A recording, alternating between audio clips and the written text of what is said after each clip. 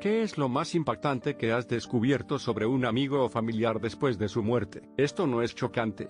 Más bien es bonito. Mi abuelo fue granjero toda su vida. Todos los animales le querían. Íbamos a un lugar nuevo y los perros venían directamente a él. Los caballos se acostaban con él. Tenía un encanto con ellos. Al limpiar su armario y rebuscar en sus bolsillos para asegurarnos de que no se tiraba nada de valor a la lavadora, encontramos granos, trozos de carne seca, golosinas para perros, trozos de zanahoria vieja para los caballos. El hombre ha estado sobornando a los animales con comida toda su vida.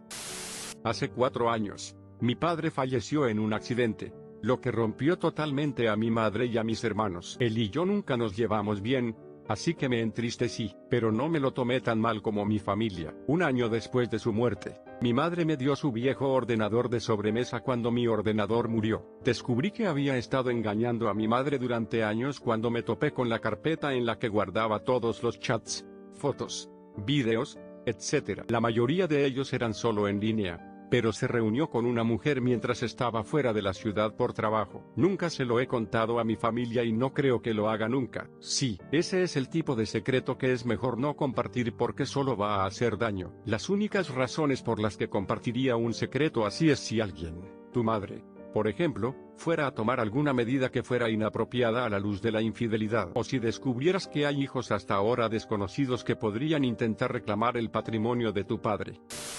Cuidé de mi padre antes de que falleciera, y también me encargué de sus finanzas después. Soy la menor de 4 hermanos. Me enteré de que mis padres se divorciaron mucho antes de que yo fuera concebida. Eso, sumado al hecho de que yo tengo el pelo rubio, y los ojos azules y todos mis hermanos tienen el pelo oscuro y los ojos marrones, hizo que empezara a hacer preguntas a mi madre y a otros miembros de la familia. Al principio, mi madre lo negó, pero después de que los resultados de Ancestry mostraran que otro hombre era mi padre biológico, se sinceró. Descubrí todo esto cuando le pregunté a mi padre por los antecedentes de enfermedades mentales en nuestra familia cuando me diagnosticaron bipolaridad el año pasado. Dijo que no teníamos ninguna.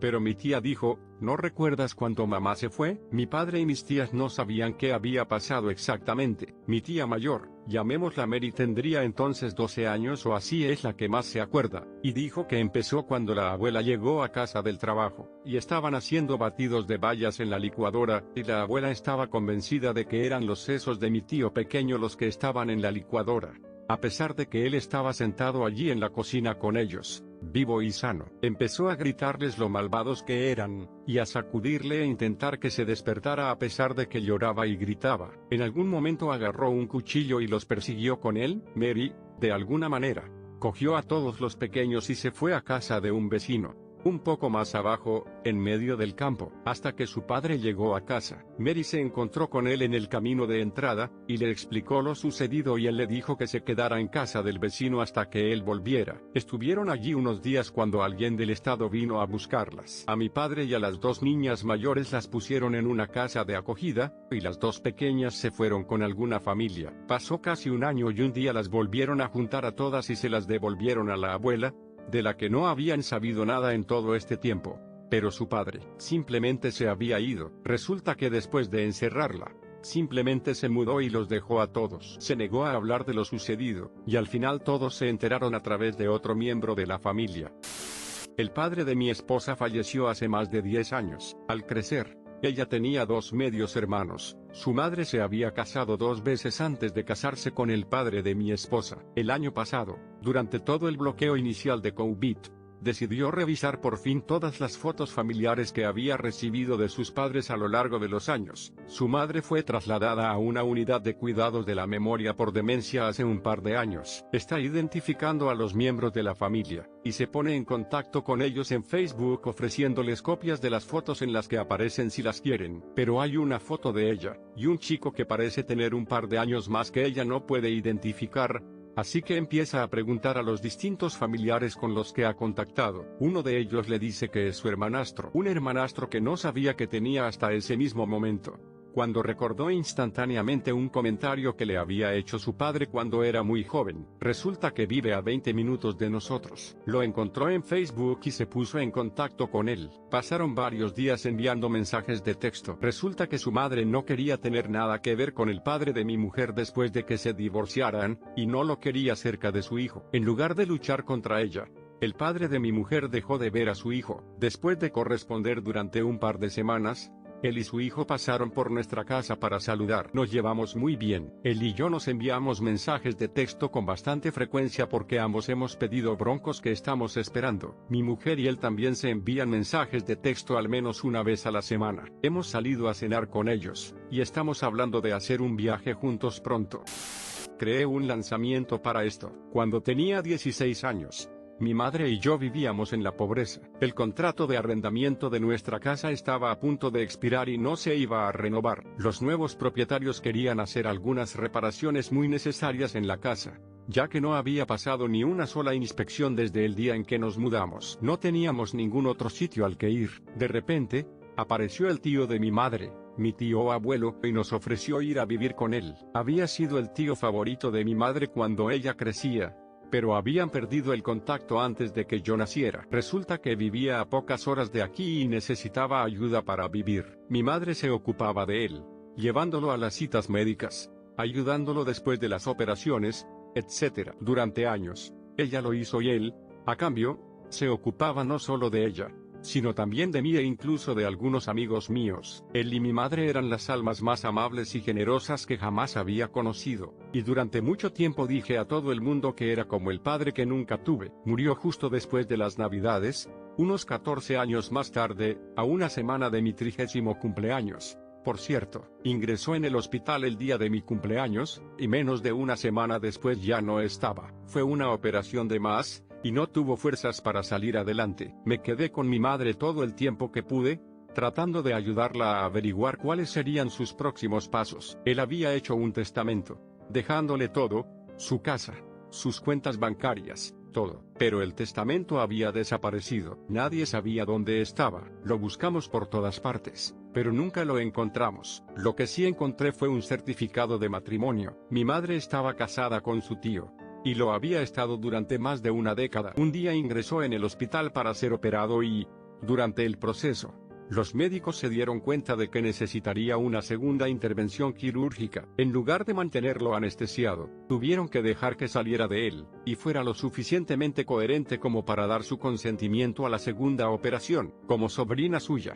mi madre no tenía nada que decir al respecto. ¿Por qué no hacerla simplemente apoderada? Él tenía un seguro médico y una jubilación increíbles. Al convertirse en su esposa, ella pudo ser incluida en su seguro médico. Se estaba haciendo mayor, les separaba aproximadamente una década de edad, y necesitaba asistencia sanitaria, dental y oftalmológica. También era la beneficiaria de su seguro de vida después de su muerte, así como de su seguridad social y de las prestaciones para veteranos, con lo que se aseguraba de que se ocupara de ella mucho después de su muerte. Nunca pude llamarlo mi padrastro en vida, porque nunca lo supe. Mi madre siempre tuvo miedo de que no lo entendiera o de que lo juzgara. Su relación no era física. Mi madre es una superviviente del XA y le repugna el sexo, y su salud era demasiado pobre, y sus medicamentos demasiado severos para que pudiera hacer algo de ese tipo. Entiendo por qué no me lo contaron, porque dudo en contárselo a otras personas. No es un secreto oscuro ni nada de lo que me avergüence,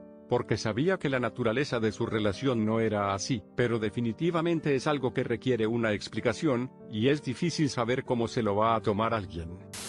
Fui al funeral de un amigo de la universidad hace un mes. Él falleció joven, a principios de los 30 años, y tenía una esposa y 3 hijos pequeños, con los 2 más jóvenes siendo gemelos nacidos a principios de este año. Estábamos muy unidos en la escuela, pero solo mantuvimos el contacto de forma casual a lo largo de los años, por lo que solo había visto a su mujer, unas pocas veces. Llegué al funeral y me sorprendió lo bien que parecía estar aguantando, pero pensé que cada persona maneja el dolor de forma diferente. Le doy el pésame y termino charlando con otros amigos de la universidad después del servicio. Una se acerca al grupo para decirnos que estamos invitados a tomar una copa con ella y algunos otros si queremos, ya que sus padres están cuidando a sus hijas. Yo iba a declinar la invitación hasta que ella dice que realmente quiere que todos nos unamos porque necesita contarnos lo que descubrió durante la última semana mientras revisaba las cosas de RS para tratar de organizar su vida y la de las niñas. Al parecer, la razón por la que no estaba muy molesta era porque R había estado llevando una doble vida durante los últimos 13 años. Siempre había afirmado que su padre había sido dueño de una empresa de camiones y que luego la había vendido,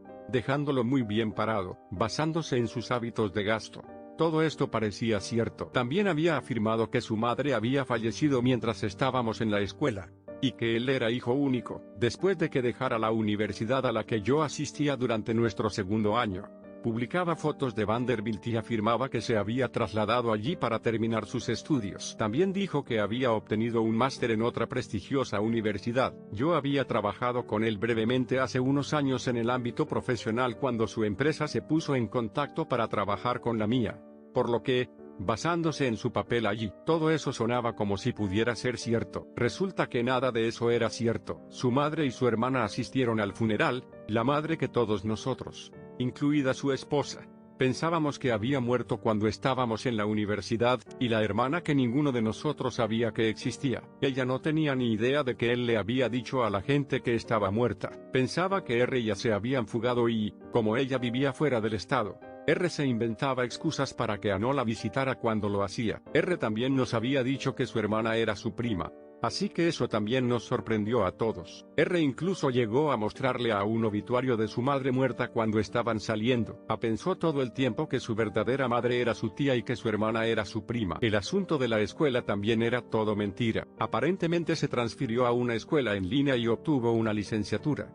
pero nos enviaba fotos del campus de Vanderbilt. La empresa de camiones que tenía su padre era real, pero en realidad quebró y fue liquidada. El fondo fiduciario que le dijo a que había creado para las niñas no existe. Le había dicho a que no tenía préstamos estudiantiles, pero en realidad tenía $78,000. Había agotado múltiples tarjetas de crédito que ella no sabía que existían, y además de todo esto, estaba engañando a con otras múltiples mujeres, llevándolas a cenas elegantes, al casino, consiguiendo habitaciones de hotel para ellas. Ni que decir tiene que A estaba lívida, y se alegró mucho al descubrir que no era la única a la que R había estado mintiendo todos estos años. Todo el asunto parecía en serio una película. No me había dado cuenta de que historias como esta ocurrían en la vida real. Todavía estoy triste por la muerte de mi amigo, ya que parecía un buen tipo amigable en el tiempo que lo conocí, pero también me doy cuenta de que muchos de nosotros nunca conocimos al verdadero. Ahora los demás estamos haciendo lo que podemos para ayudar a ella y a sus hijas.